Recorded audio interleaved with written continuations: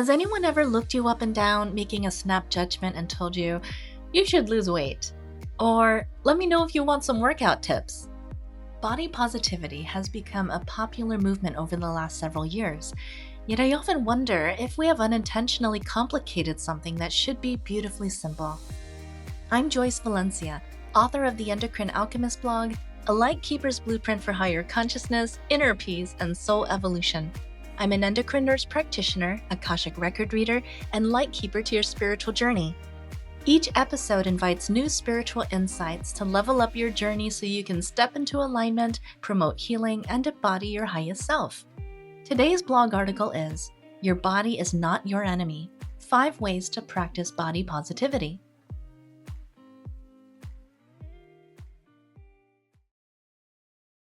Body positivity is a social movement promoting self-love, acceptance, and respect for all bodies despite our differences.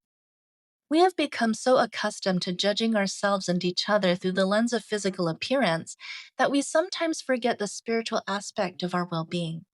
As an endocrine nurse practitioner and an ally to the Health at Every Size movement, I spend my days assessing on physical exams, diagnosing medical conditions, and helping patients optimize their health.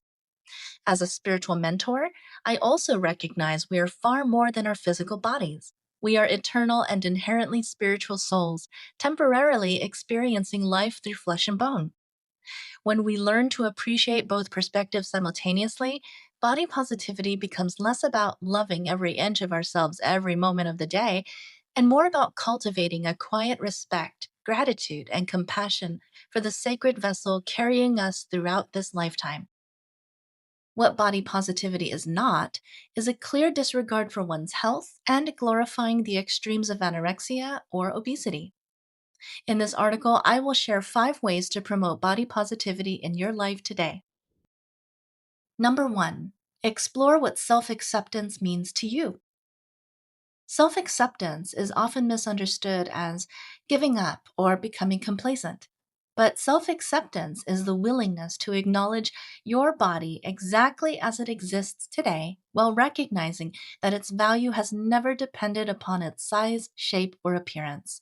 Every body tells a unique story. Some bodies have carried children into this world, others have survived illness, injury, or emotional trauma. Some bodies allow us to run marathons, while others quietly teach us resilience through chronic disease. Every one of these experiences deserves respect rather than criticism. Spiritually, self-acceptance is an expression of self-love. The soul does not measure worth by the number on a scale or the size printed on a clothing tag. It recognizes the divine essence that exists beneath every layer of skin. The more we identify exclusively with our physical bodies, the more vulnerable we become to comparison and insecurity.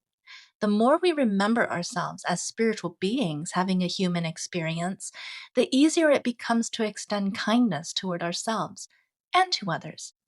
Caring for your body is important, but becoming emotionally attached to achieving physical perfection often distances you from the deeper truth of who you really are and puts you closer to an ego that suffers out of insecurity. Number 2, focus on body neutrality. One of the greatest lessons I have learned in medicine is that appearances rarely tell the whole story. Patients often assume that weight alone determines health, but my clinical experience repeatedly demonstrates otherwise. I have cared for patients living in larger bodies who come to their appointments expecting devastating news because society has convinced them something must be wrong. Instead, their blood pressure is excellent, their cholesterol is normal, their blood sugar is well controlled, and every screening suggests they are remarkably healthy. The only susceptibility they have at this point is the negativity absorbed by a personal trainer who tells them they can help them change, or a doctor who suggests starting a GLP-1 agonist. Conversely, I have also cared for many slender individuals whose laboratory work reveals diabetes, thyroid disease, autoimmune disorders, cardiovascular risk factors, or numerous other medical conditions. By the same token, people can be chronic smokers since their adolescence, and for some reason in their old age, they have excellent lungs still. Health cannot be accurately assessed simply by looking at someone. This is why I appreciate the concept of body neutrality. Rather than forcing ourselves to constantly love how we look, body neutrality invites us to appreciate what our bodies do for us each day. Your heart continues beating without your conscious effort. Your lungs faithfully deliver oxygen with every breath. Your kidneys carefully regulate your body's chemistry. When we shift our attention toward function instead of appearance, our relationship with our bodies becomes grounded in appreciation rather than criticism. Number three, challenge societal standards. Much of our dissatisfaction with our bodies is not created internally. It has been carefully conditioned over years through media, advertising, cultural norms, and even well meaning family members. We are constantly exposed to messages suggesting there is always something about ourselves that needs fixing. The ideal body seems to change every decade and with every culture, leaving people endlessly chasing standards that were often manufactured to sell products rather than truly improve health. As someone practicing medicine, I also encourage people to be discerning about where they receive health advice. Personal trainers can be incredibly valuable in helping individuals build strength, mobility, and confidence within their professional scope. However, some venture beyond that scope by offering definitive guidance on medical conditions, nutrition, or dietary supplements, despite having limited education in biochemistry, pharmacology, or pathophysiology. Confidence should never be mistaken for expertise. Whenever someone attempts to convince you that you are fundamentally broken or inadequate without first understanding your individual health circumstances, it is worth asking whether they are speaking from evidence or from ego. Many of the harshest voices we encounter are simply projecting their own insecurities. People who are deeply attached to external appearances often measure their own worth through the body, making it difficult for them to see beyond it. Their judgments frequently reveal more about their own suffering than they do about yours. Recognizing this can help you release the unnecessary weight of opinions that were never yours to carry. No pun intended. It also helps you build appropriate boundaries. Number four, be mindful of fads.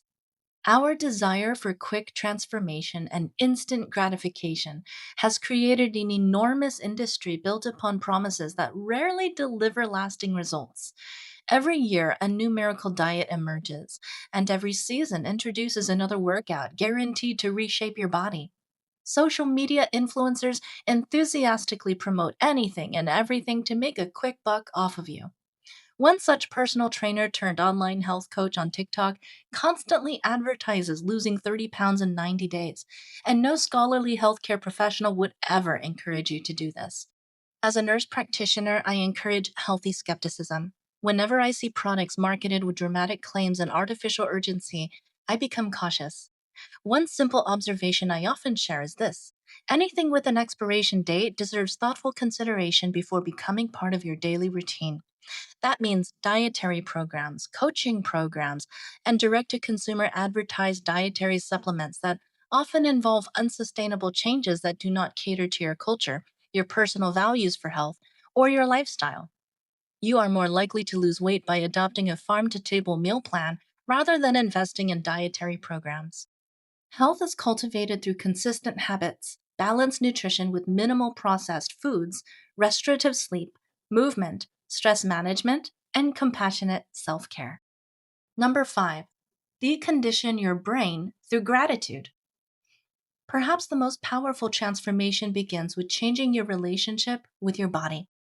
Our minds have often spent years rehearsing criticism until negative self talk feels automatic. Like any conditioned pattern, however, it can be gently rewired thanks to our neuroplasticity. One practice I deeply encourage is writing a gratitude letter to your own body. Instead of focusing on what you wish looked different, thank your organs for the work they faithfully perform every single day. Thank your heart for beating over 100,000 times each day without asking for recognition. Thank your lungs for every breath that sustains your life. And thank your endocrine system for being the well greased engine needed to regulate every organ system in the body. The body has amazing self healing capabilities. When we intentionally acknowledge the intelligence of the human body, we naturally begin to view ourselves through the lens of gratitude rather than judgment. This appreciation softens our hardened defenses and establish a loving relationship with our bodies, which helps to regulate your hormones. Over time, this simple exercise reminds us that our bodies have never been our enemies. They have been faithfully serving us since the very first breath we took. Body positivity is not about pretending you never have difficult days or forcing yourself to love every physical feature at every moment. It is about choosing a relationship with your body that is rooted in respect instead of criticism, gratitude instead of comparison, and wisdom instead of conditioning. As both an endocrine nurse practitioner and a spiritual mentor, I believe true healing occurs when science and spirituality meet. We honor our bodies by caring for them with evidence-based medicine, nourishing food, joyful movement, and preventative healthcare. At the same time, we honor our souls by remembering that our identity extends far beyond our physical appearance. One day, every physical body will complete its journey, but the soul continues onward. Perhaps that realization alone can help us release the exhausting pursuit of perfection and instead embrace the extraordinary privilege of simply being alive. Your body was never meant to become your greatest source of criticism.